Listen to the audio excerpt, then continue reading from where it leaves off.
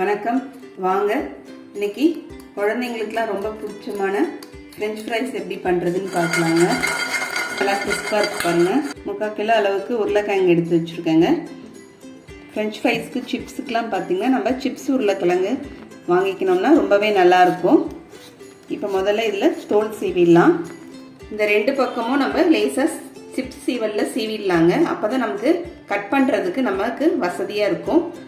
இதை கட் பண்ணி கூட நம்ம எடுத்துக்கலாம். கட் பண்ணுறதோட இதை மாதிரி சீவிட்டோம்னா நமக்கு இது சிப்ஸாக போட்டுக்கலாம். நம்ம இங்கே பாருங்கள், இந்த கிழங்குக்கும் நிறைய டிஃப்ரென்ஸ் இருக்குது பாருங்கள். இதை மாதிரி மஞ்சளாக இருக்கும்போது இருக்கிறது சமையலுக்கு தாங்க யூஸ் பண்ணணும். இந்த மாதிரி வெள்ளையாக இருந்துச்சுன்னா நம்ம சிப்ஸுக்கு யூஸ் பண்ணிக்கலாம். இதுதான் நல்லாயிருக்கும் சிப்ஸுக்கு. நம்ம கட் பண்ணிவிட்டு இந்த மாதிரி பக்கத்தில் தண்ணி வச்சு தண்ணியில் போட்டு வச்சிடலாங்க. இப்போ நான் கட் பண்ணி காமிக்கிறேன்.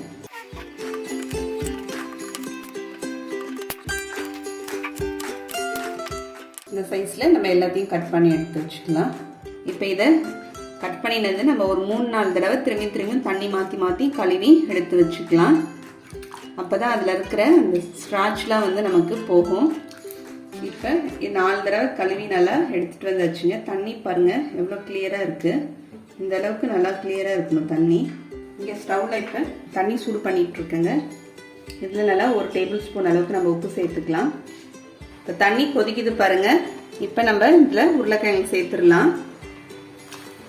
நம்ம சேர்த்து ஒரு 2-3 நிமிஷத்துலேயே நம்ம இதை உடனே எடுத்துடணுங்க.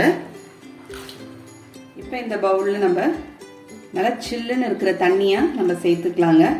ஐஸ் வாட்ரு சேர்த்துக்கலாம். நம்ம இந்த சில்லுன்னு தண்ணி ஊற்றிருக்கவே ஐஸ் க்யூப்ஸும் சேர்த்துக்கலாங்க. உப்பு போட்டு தண்ணி நல்லா கொதிச்சதுக்கப்புறம் நம்ம ஸ்டவ்வை ஆஃப் பண்ணிடலாங்க.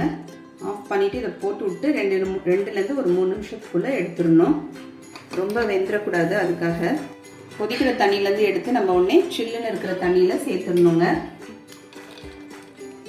நம்ம சில் தண்ணியில் இதில் ஒரு 10 நிமிஷம் நம்ம இதை அப்படியே வச்சிடணும். தண்ணியில் நல்லா நமக்கு 10 நிமிஷம் ஆயிடுச்சுங்க.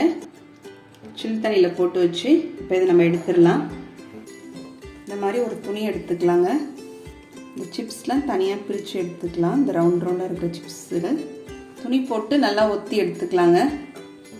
ஈரம் இல்லாமல் நம்ம எடுத்துக்கணும். இந்த மாதிரி ஈரம் இல்லாமல் நம்ம எடுத்து வைக்கிறத இதை 15 நாளைக்கு நல்லா நம்ம ஃப்ரீசரில் ஸ்டோர் பண்ணிக்கலாங்க. நமக்கு எப்போ வேணுமோ அப்படியே எடுத்து உடனே பொரிச்சிக்கலாம். இப்போ எண்ணெய் காஞ்சிடுச்சுங்க. ஃப்ளேம் நம்ம நல்லா ஹை ஃப்ளேமில் வச்சு பொரிச்சு எடுத்துக்கலாம்.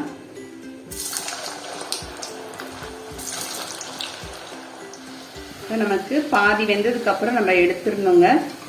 ஒரு பவுலில் மாற்றிக்கலாங்க. எல்லாத்தையும் இந்த மாதிரி ரெடி பண்ணி வச்சுட்டு நல்லா ஆற விட்டுட்டு செகண்ட் டைம் திரும்பியும் எடுத்து போட்டு இன்னொரு தடவை பொரிக்கணுங்க. அப்படி பொரிச்சோம்னா தான் மேலே நமக்கு நல்லா கிறிஸ்பாகவும் உள்ளே நல்லா சாஃப்டாகவும் இருக்கும். எல்லாத்தையும் நம்ம பொரிச்சு எடுத்துகிட்டு இப்போ திரும்பி நம்ம செகண்ட் டைம் போட்டு பொரிச்சிக்கலாம். லைட்டாக கலர் சேஞ்ச் ஆனோடனே நம்ம எடுத்துடலாங்க.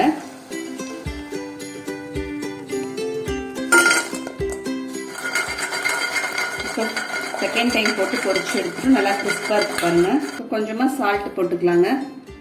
சால்ட்டு போட்டு ஒரு கலந்து விட்டுக்கலாம். இப்போ நமக்கு சூப்பராக குழந்தைங்களுக்கு பிடிச்ச மாதிரி ஃப்ரெஞ்ச் ஃப்ரை ரெடி ஆயிடுச்சு.